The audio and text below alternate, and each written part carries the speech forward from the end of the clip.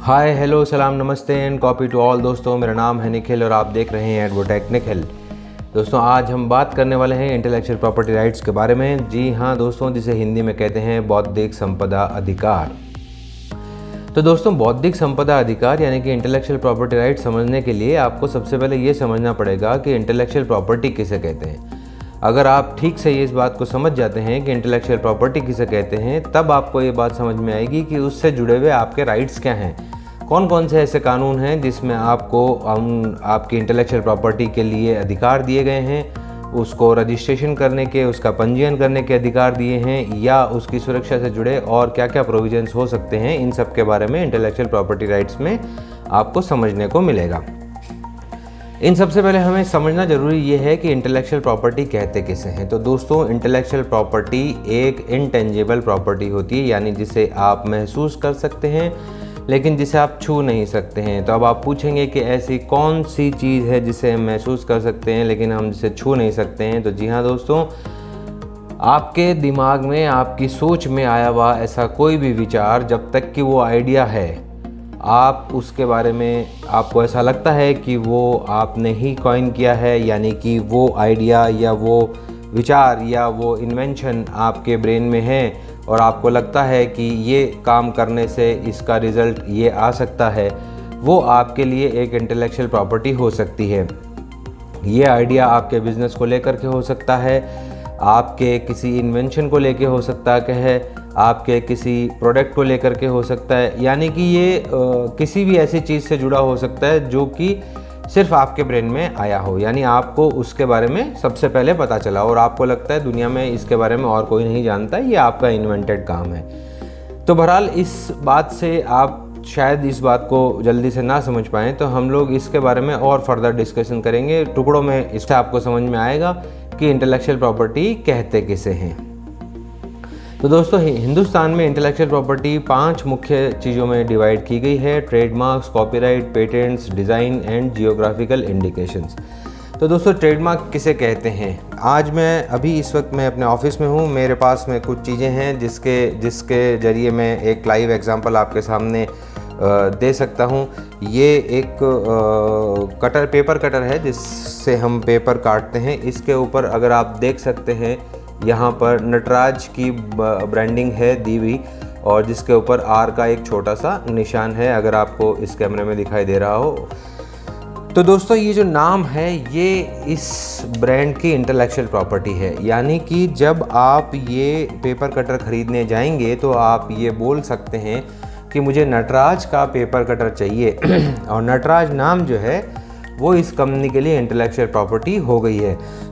Sorry, यानी कि इस पेपर कटर को परचेज़ करने के लिए आपको इस नाम का इस्तेमाल करना पड़ेगा। और कई बार ऐसा भी होता है कि जो नाम है वो लोगों की ज़ुबान पर इस कदर आ जाता है कि वो हर प्रोडक्ट के लिए इस्तेमाल होने लगता है। सॉरी, जैसा आपने देखा होगा कि बरसों पहले सर्फ आया करता था, कि अब तो बहुत सारे डिटर्जेंट मार्केट में अवेलेबल हैं। बरसों पहले केवल एक सर्फ ही होता था।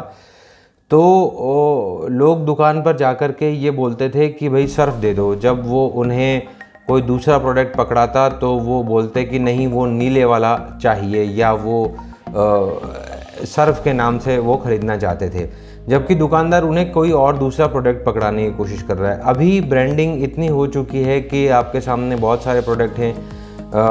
टाइड आ रहा है बाज़ार में, सर्फ एक्सेल आ रहा है, और भी बहुत सारे प्रोडक्ट इस तरीके के मार्केट में अवेलेबल हैं। लेकिन जो बैक ऑफ द माइंड एक मेंटालिटी बनी हुई है कि हम बाज़ार जा रहे हैं तो हमें क्या खरीदना है, हमें सर्फ खरीदना है, जबकि सर्फ जो है वो डिटर्जेंट पाउडर का एक नाम है जो लोगों की ज़ुबान पर इस कदर आ चुका है कि वो हर एक डिटर्जेंट पाउडर को ख़रीदते जाते वक्त यही सोच के जाते हैं कि हमें सर्फ लेके आना है। आमतौर पर ऐसा ही होता है।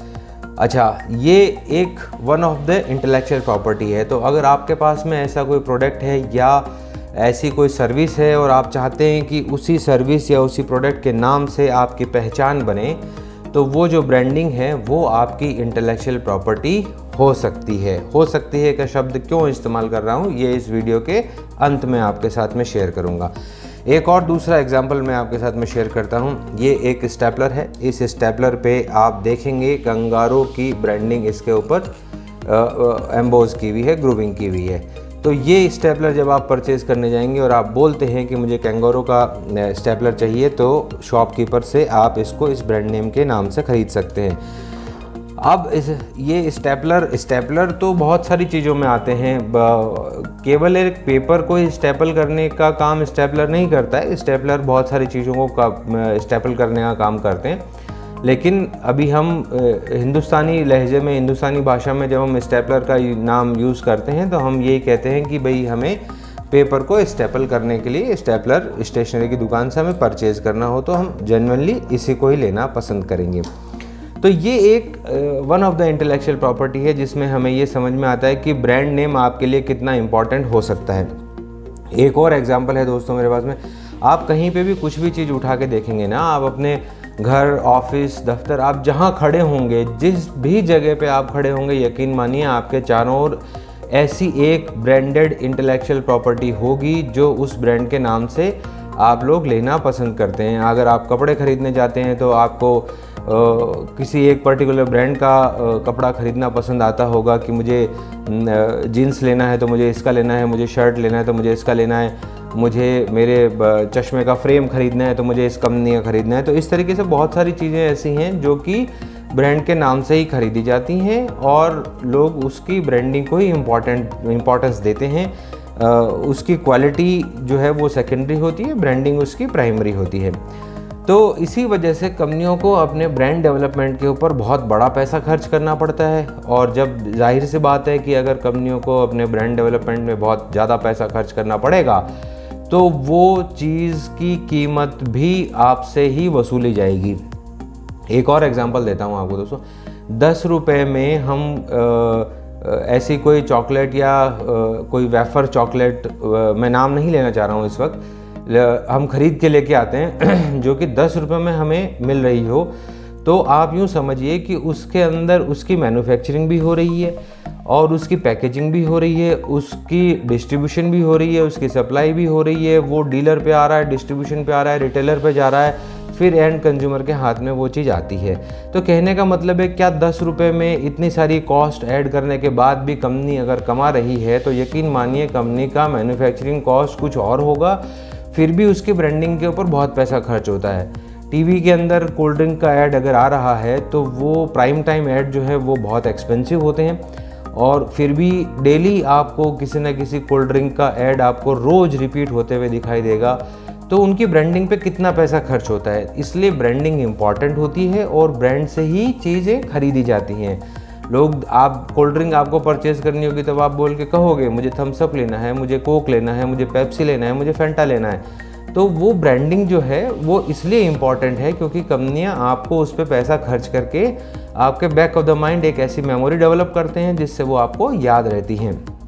इसलिए ये एक one of the intellectual property है जिसे हम ट्रेडमार्क कहते हैं। ट्रेडमार्क से जुड़े हुए राइट्स, उसके रजिस्ट्रेशन के प्रोसेस और वो क्यों नेसेसरी है इस बारे में मैं किसी और वीडियो में बताऊंगा, क्योंकि इंटेलेक्चुअल प्रॉपर्टी एक ऐसी चीज़ है जिसके बारे में अगर 5-7 घंटे का भी वीडियो बनाया जाए तो भी वो हो सकता है कम पड़ जाए। अब दूसरी बात है दोस्तों, ट्रेडमार्क आपको समझ में आ गया है। अब इसके बाद में हम बात करते हैं डिज़ाइन की, क्योंकि ट्रेडमार्क के बाद मैं डिज़ाइन को इसलिए कंसिडर कर रहा हूँ क्योंकि इस वक्त जिस चीज़ का एग्जांपल अपन ने लिया है मैं उसी को आगे कैरी फॉरवर्ड कर रहा हूँ। तो दोस्तों ये वही स्टेपलर है जिसके ऊपर नटराज की ब्रांडिंग थी और हम इसी के डिज़ाइंस के बारे में बात करेंगे। इसको हम बोलते हैं इंडस्ट्रियल डिज़ाइन। ये जो इसका डिज़ाइन आप देख रहे हैं, ये डिज़ाइन दूसरा कोई भी पेपर कटर मैन्युफैक्चरर कॉपी नहीं करेगा, मीनिंग देयर बाय कॉपी नहीं कर सकता है। ये इस कंपनी का इंटेलेक्चुअल प्रॉपर्टी है। इस डिज़ाइन को इन्वेंट करने में कंपनी ने एक पैसा खर्च किया है, उसकी वजह से ये कंपनी की इंटेलेक्चुअल प्रॉपर्टी है, वो इसको सिक्योर करते हैं अपने लिए। अब उनकी नकल दूसरा कोई नहीं करेगा। अब वो कैसे सिक्योर हो रही है उसका मैं एग्जांपल आपको देता हूँ। ये जो ग्रूविंग्स हैं ये बहुत कॉमन सा फीचर है, लेकिन यहाँ पर जो स्पेस दिए गए हैं या ये जो कॉर्नर्स बनाए गए हैं या जो ये राउंड शेप दिया गया है, ये सारी चीज़ें अपने आप में इस पेपर कटर की इंटेलेक्चुअल प्रॉपर्टी हो सकती हैं। अगर कंपनी ने इनको सिक्योर किया है तो वो बहुत अच्छी बात है, वो कंपनी सिक्योर करना भी चाहिए, कंपनियों को सिक्योर करना भी चाहिए। दूसरा एग्जांपल लेते हैं अपन। आपने बिस्लरी का बॉटल देखा होगा, बाहर से अलग शेप का है, किनले का बॉटल अलग शेप का है, और दूसरे जो पानी की बोतलों के जो बॉटल्स आती हैं वो सब अलग अलग शेप की होती हैं। उसका रीज़न ये है कि उनका जो डिज़ाइन है वो डिज़ाइन इंडस्ट्रियल डिज़ाइन पेटेंट में रजिस्टर किया जा चुका है, और उस डिज़ाइन को कोई दूसरा कॉपी कर नहीं सकता। क्यों नहीं कर सकता? वो इसलिए कि वो बॉटल के ऊपर अगर रैपर नहीं है तो उस बॉटल को देखने से ये आइडेंटिफिकेशन हो जाता है कि ये बॉटल डेफिनेटली किनले की होगी या ये वाला बॉटल बिस्लरी का होगा। अगर आप सोचेंगे, याद करेंगे, तो आपको यकीन मानिए आपको डिफरेंशिएट करने में आसानी रहेगी। ऐसा ही हर चीज़ में होता है। जैसे विक्स इनहेलर आता है, विक्स इनहेलर का जो शेप है वो हम हाथ में लेते ही बता सकते हैं कि ये विक्स इनहेलर होगा। तो अब वो विक्स के नाम से ब्रांडिंग इसलिए हो गई क्योंकि वो हम बचपन से वही चीज़ देखते आ रहे हैं, तो वो ब्रांडिंग उसके साथ में जुड़ चुकी है। तो इसलिए डिज़ाइन जो है वो बहुत इम्पॉर्टेंट फैक्टर होता है। एक स्टेपलर और है हमारे पास में जिसके बारे में बताऊँ। इसका भी डिज़ाइन जो है वो अपने आप में यूनिक डिज़ाइन है। ये डिज़ाइन डेफिनेटली कंपनी ने इंटेलेक्चुअल प्रॉपर्टी सेव कर रखा है। अगर हम सर्च करेंगे तो हमें इसके बारे में जानकारी मिल जाएगी। इसके ऊपर भी देखिए ब्रांडिंग है, ब्रांडिंग कंपनी ने अपनी ब्रांडिंग इसके ऊपर कर रखी है। और इसका जो डिज़ाइन है, यानी कि ये स्टेपल करने का तरीका और भी बहुत से लोगों के पास में हो सकता है। स्टेपलर बनाने वाली कंपनियां कई तरीके से स्टेपलिंग करने का प्रोसेस इन्वेंट कर सकती हैं, लेकिन जिस डिज़ाइन से ये स्टेपलर डिज़ाइन हुआ है वो इंडस्ट्रियल डिज़ाइन कंपनी सिक्योर कर सकती है। तो यदि आपके पास में ऐसा कोई डिज़ाइन है, अब वो डिज़ाइन कोई भी तरीके किसी भी चीज़ के लिए हो सकता है। यानी एक सेलफ़ोन है, उस सेलफ़ोन के बाहर से जो दिखने का तरीका है वो अपने आप में ज्वेलरी कॉन्सेप्ट में डिज़ाइन रजिस्टर किया जा सकता है। गाड़ियाँ कैसी दिखती हैं, टू व्हीलर्स कैसे दिखते हैं, इस फर्नीचर कैसा दिखता है, मोबाइल फ़ोन्स के साथ में टेलीफोन्स कैसे दिखते हैं, या और बहुत सारी चीज़ें जो भी आप रोज़मर्रा की ज़िंदगी में देखते हैं वो सारी इंडस्ट्रियल डिज़ाइन का पार्ट हो सकती हैं। हो सकती हैं का वर्ड अगेन फिर क्योंकि मैं इसके बारे में आपके साथ बाद में जिक्र करूँगा। इवन तो अगर आपने एक नेल पिन भी बनाया है तो भी वो अपने आप में अगर यूनिक है तो उसका डिज़ाइन आप अपने लिए सिक्योर कर सकते हैं। तो डिज़ाइन का एरिया भी बहुत वाइड है। ऐसी कोई भी चीज़ जो कि आपने इन्वेंट की, आपने डिज़ाइन की है, वो इंडस्ट्रियल डिज़ाइन में जा सकती है, रजिस्टर हो सकती है, आप उसके ऊपर क्लेम कर सकते हैं। आपने ऐसे कोई कपड़े बनाए हैं, आपने नए तरीके का कॉलर डिज़ाइन कर दिया है, आपने कोई पॉट बनाया है, आपने किचन के यूटेंसिल्स बनाए हैं, आपने कुछ भी ऐसा डिज़ाइन किया है जो कि डिज़ाइन के तौर पे काउंट किया जा सकता हो, वो इंडस्ट्रियल डिज़ाइन में रजिस्टर किया जा सकता है।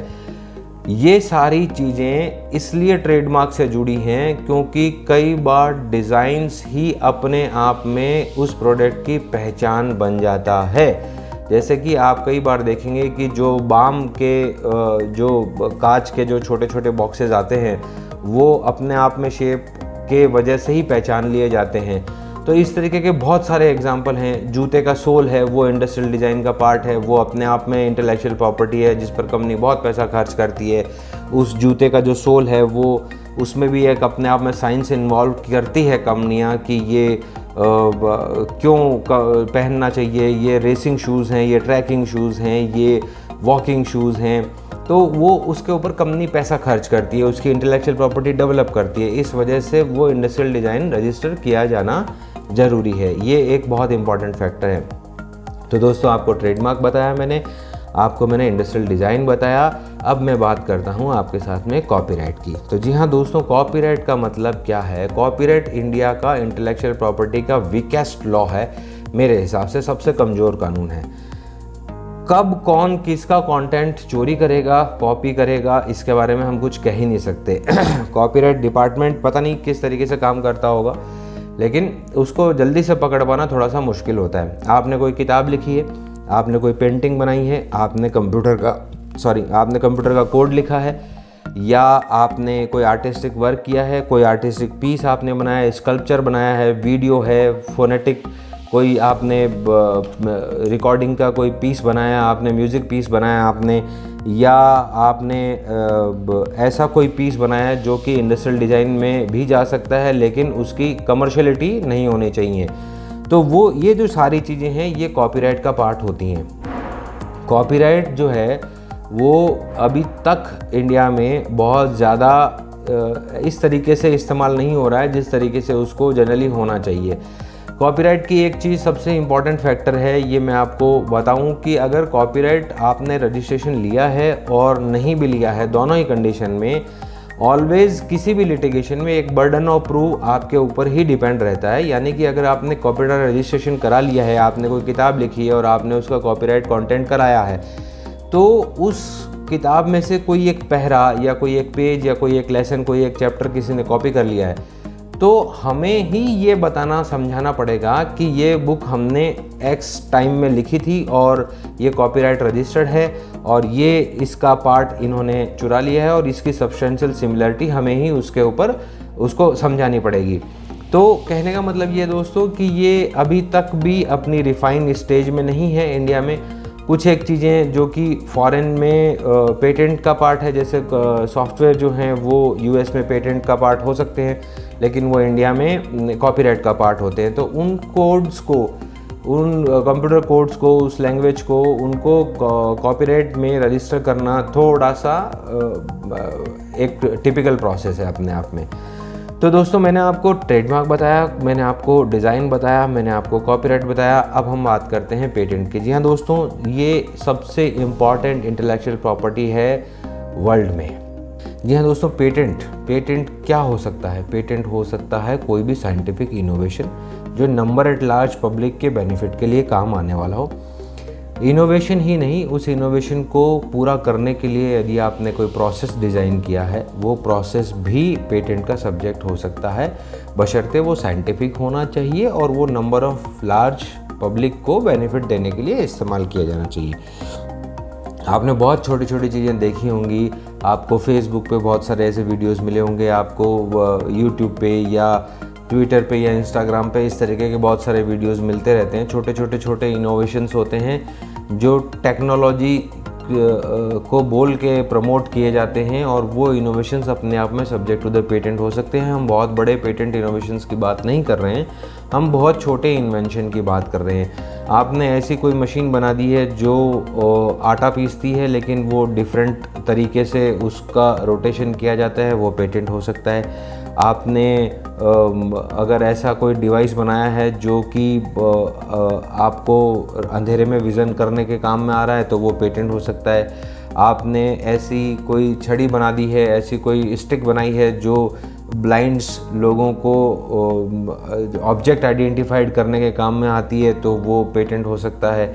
आपने अगर ऐसा कोई इन्वेंशन किया है जो लोगों के खर्राटे बंद कर सकता है, तो ये बहुत सारी चीज़ें जो हैं ये number of large public number of large को बेनिफिट देने के लिए अगर आपने कोई इन्वेंशन किया है और वो वाकई में इन्वेंशन होना चाहिए या पहले से मौजूद किसी इन्वेंशन को और अधिक एनहांस करने के लिए जो प्रोसेस आपने यूज़ किया है वो भी पेटेंट हो सकता है।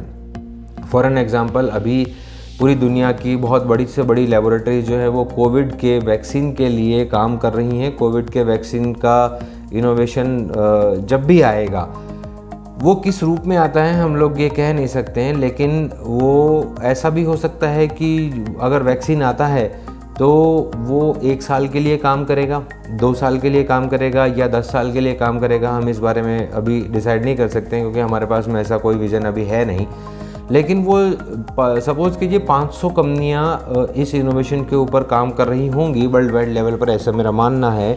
तो उनमें से कोई एक कंपनी को सक्सेस मिलेगी इस वैक्सीन के इनोवेशन में, इस वैक्सीन के कॉइन करने में उनको एक सक्सेस मिलेगी। तो बाकी कंपनियां क्या करेंगी? तो बाकी कंपनियां उस वैक्सीन को और एनहांस करने के लिए काम कर सकती हैं या उस वैक्सीन से इंस्पिरेशन लेकर के उसके सॉल्ट कॉम्पोजिशन नए आ सकते हैं। तो कहने का मतलब ये है कि ये सारी चीज़ें इनोवेशंस का पार्ट हैं। आप जो कुछ भी देख रहे हैं वो इनोवेशन में काउंट हो सकता है। आप गाड़ी चलाते हैं, आपके ड्राइविंग व्हील के ऊपर अगर बहुत सारे बटन्स हैं, वो एक इनोवेशंस है अपने आप में। आपके पास में आपने देखा होगा बहुत पुराने समय में हम लोग जो है वो मॉस्किटो रेपेलेंट कॉइल जो है वो यूज़ करते थे। फिर उसके बाद में एक छोटा सा डिवाइस आने लगा जिसमें एक छोटी सी टिक्की डलती थी और वो प्लग इन करने के बाद में वेपर होता था, उसके अंदर जो भी केमिकल कंपोजिशन था, और वो मॉस्किटो से बचाता था। तो कॉइल के साथ में हम इलेक्ट्रॉनिक पे आए, वो एक इन्वेंशन हो गया। फिर उस बत्ती से हट कर के एक रिफ़िल नोजल के साथ में एक रिफ़िल केन आने लग गया, जो कि अपने आप में एक फर्दर एक इनोवेशन हो गया। तो वो सारे इनोवेशंस अपने आप में और एनहांसमेंट की तरफ गए। अभी तो और भी उसके एडवांस चीज़ें आने लग गई हैं। तो इस तरीके से पेटेंट जो है वो अपने आप में काम करता है। पेटेंट का दायरा सबसे बड़ा है। पेटेंट बहुत सारी चीज़ों के लिए किया जा सकता है।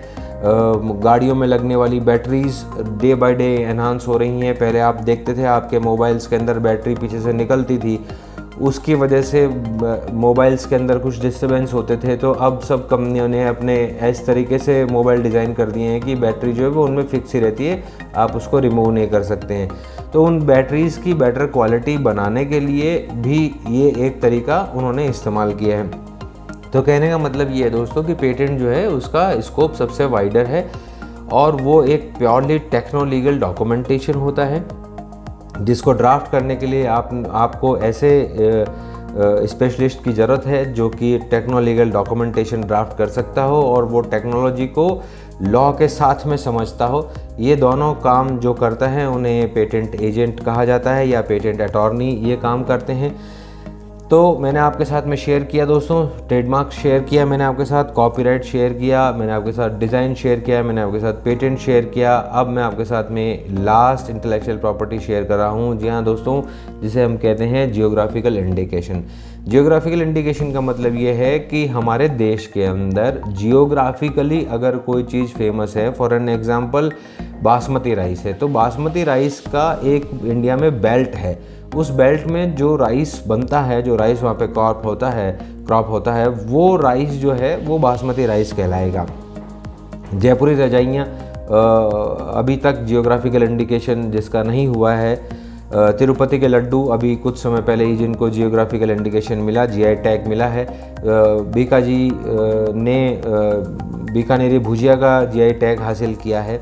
तो इसका मतलब ये है कि बीकानेर में जो भुजिया बन रहा है, जो नमकीन बन रही है, अगर उस पर लिखा है बीकानेरी भुजिया, तो वो बीकानेर में अगर बना होगा तो ही उसके ऊपर ये लिखा जा सकता है। यानी कि ऐसा नहीं पॉसिबल है कि आप बेंगलोर में बना रहे हो और उसके ऊपर आप बीकानेरी भुजिया लिख के अगर आप बेच रहे हैं तो वो पॉसिबल नहीं होगा। तो कोल्हापुरी चप्पल है। तो इस तरीके से अभी हमारे पास में लगभग 350 प्लस जीआई टैग्स इंडिया में अभी तक ग्रांट हो चुके हैं। सबसे पहला जीआई टैग ग्रांट होने वाला जहाँ तक मुझे याद है वो असम टी के लिए था, और उसके बाद में बहुत सारे जीआई टैग ग्रांट हुए हैं अभी। और भी छोटे छोटे क्षेत्रों से रिलेटेड जो खासियत हैं, अगर वहाँ का कोई आर्ट है, वहाँ का कोई ऐसा पैटर्न है, वहाँ की कठपुतली है, वहाँ का खाना है, वहाँ के ऐसी कोई भी चीज़ जो उस इलाके के नाम से जानी जाती हो और वो फेमस रही हो, वो जियोग्राफिकल इंडिकेशन हो सकती है और उसको जीआई टैग मिल सकता है। तो दोस्तों, ये कुछ इंटेलेक्चुअल प्रॉपर्टीज़ हमने 5 तरह की आपके साथ में शेयर की है। इसके अलावा भी कुछ चीज़ें हैं जो अभी इंटेलेक्चुअल प्रॉपर्टी का पार्ट बन रही हैं, वो धीरे धीरे अभी जिनके बारे में लोगों को अवेयरनेस आनी शुरू हो गई हैं। जैसे कि 2 अलग अलग फैमिली के या 2 अलग अलग तरह के प्लांट्स हैं, उनको ब्रीड करके और एक नई प्लांटेशन, एक नए तरह का प्लांटेशन अगर आता है तो वो जो टेक्नोलॉजी है और वो जो राइट्स हैं उनको भी सिक्योर किया जा रहा है।